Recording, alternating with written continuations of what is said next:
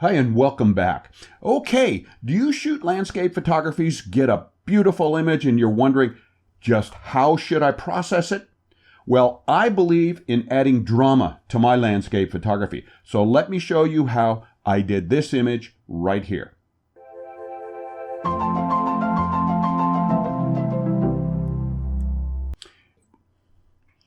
Hi, and welcome back. Okay, I want to show you how I processed this image right here. And I'm going to go ahead and open it up in Adobe Camera RAW. It happens to be a dupe. I make my own high-resolution dupes of my 4x5 film.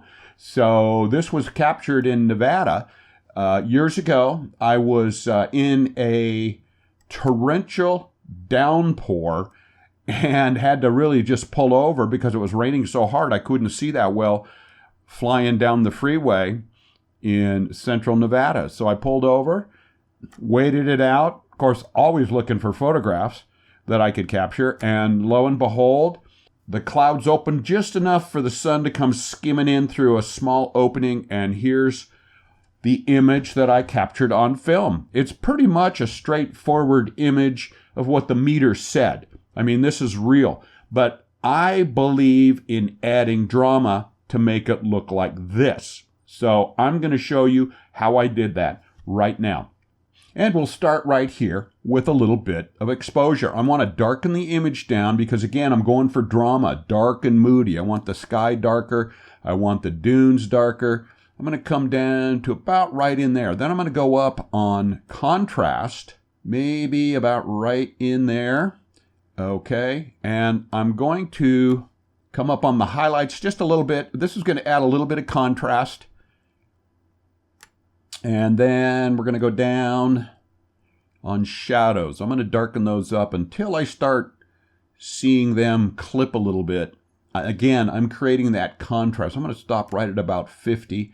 And then just to add a little bit more, even though if you look at the histogram, I've got some black close to clipping. I'm not so concerned about the mountains, but I would like to see it a little bit darker around the plants in the foreground here. So maybe right about in there, just short of clipping in these shadows here. So, okay, now the next thing I want to do is I want to add a little bit of color. Let's get the color palette open here.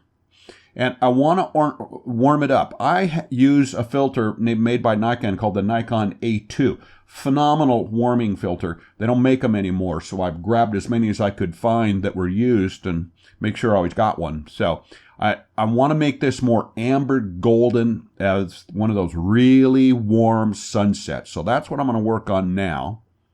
So I'm going to come up here, and what I'm doing is I'm really adding yellow.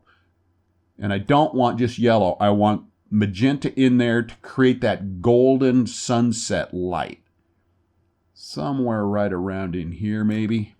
Probably right about in there. Now, let's give it a little bit of vibrance. And I'm going to keep going up here.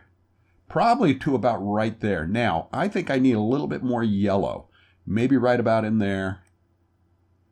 Maybe a little bit more magenta as I'm going for that red tone. Okay, little bit of saturation.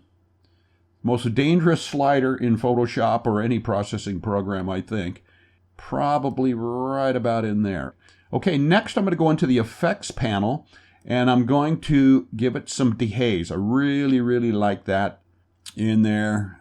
Just short of forcing any clipping and a little bit of clarity as well. Okay, now, so I need to come back up, brighten it up a little bit. Probably right about in there. That doesn't look too bad. Let's go down on the blacks just a hair more. Just short of clipping anywhere. All right, so that's where I'm at in Adobe Camera RAW, and I'm pretty happy with that. I'm going to go ahead and do some finishing touches here in Photoshop. So let's go ahead and open this as a smart object so that I can go back, open up Adobe Camera RAW again, and make some adjustments. But at this point, I'm happy with what I got. So the next thing I want to do is I want to add a little bit more contrast. So what I'm going to do is I'm going to go down here, click on curves, open that up. Then I'm going to come up here. I do this a lot, is I come up here into the different presets, so to speak, and I add medium contrast, just like that. I really like that little bump up in contrast. I think it works really, really well. And as you can see, it kind of saturated it a little bit more, and it looks even more like a warm sunset. So now the next thing I'm going to do, I'm just going to leave, well, let's take a look here. One of the things that I'll do is I'll come in here and I will adjust the opacity to see if 100% is where I want to be, or maybe somewhere in the middle there. So I'm going to stop at about 75. Again, I still got the amber reddish yellow color there, which I really, really like. But it seems a little bit too dark. So I'm going to go ahead and do another curves adjustment layer. And this time I'm going to also give it a bump in contrast with that medium contrast right there. Okay, it's a lot darker.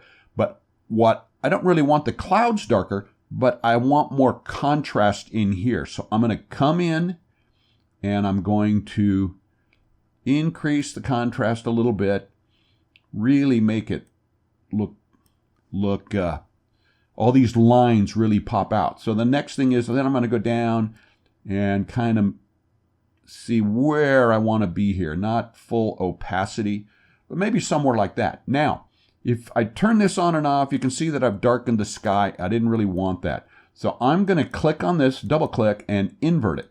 Now I've hidden all of those features. I'm going to come in here again, select my brush with the white as a foreground color.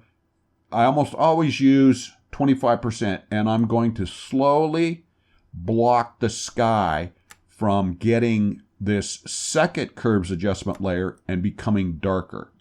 So let's just keep coming and so on to keep that the same. So it's still a little darker here, but it's not bad. Now I'm going to come down on the opacity a little bit more. All right, kind of probably right about in there. I'm pretty happy down here, but I still think it could use another little bump up down here. So let me come back in here, double click on this. There's the curve. I'm going to push it up a little bit more. Again, trying to make those ripples really stand out. And of course, as you can see, it's saturating it a little bit more. So back to the opacity. Full opacity, all the way off, coming back in, probably somewhere right about in there. Now, one of the things I do is I think, okay, I'm done. I'll save the file. I'll come back tomorrow and I'll look at it again, and I might look at it and go, oh, it's too dark. So I'm going to come in here with another curves adjustment layer, and we're just going to go up a little bit on brightness, but just a little tiny bit. There. That to me looks like that could be a real sunset where the light is sneaking through an opening in the clouds. Notice it's not hitting the clouds in the sky. It's only skimming across the dunes. And again, I may come back, tweak this a little bit more, make it a little bit brighter or something like that. But I'm abandoning this right now. No photograph is ever done. They're abandoned. That allows you, depending on your workflow, to come back and change anything that you decide you don't like later. And I will look at this again numerous times in the near future and think, okay, did I make it too dark? Did I make it too bright? Do I like it? Do I not like it? That kind of thing.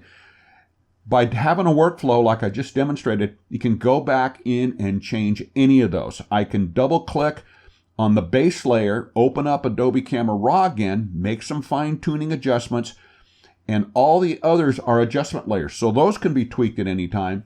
And so that's a workflow that I think really works for me. The reason that I do this drama is it sells pictures. This photograph right here sold very well on Facebook. Facebook's a terrible place as a photographer to market, generally speaking. And I posted this on Facebook and boom, selling some prints. I hope to do the same thing with this. So again, we started out with a raw photo that basically, even this has been enhanced from the actual raw photo. But again, coming in, adding that drama, is going to create the wow factor that hopefully helps you sell it as a stock photo more often or as a print. And I can guarantee that, well, I can't guarantee it, but I can boldly say that I would outsell this other photograph, this one, much more than I would this one. So there we go. That's adding drama quickly to your landscape photographs to really make them pop. Okay, hope you enjoyed that, and we'll see you in another video.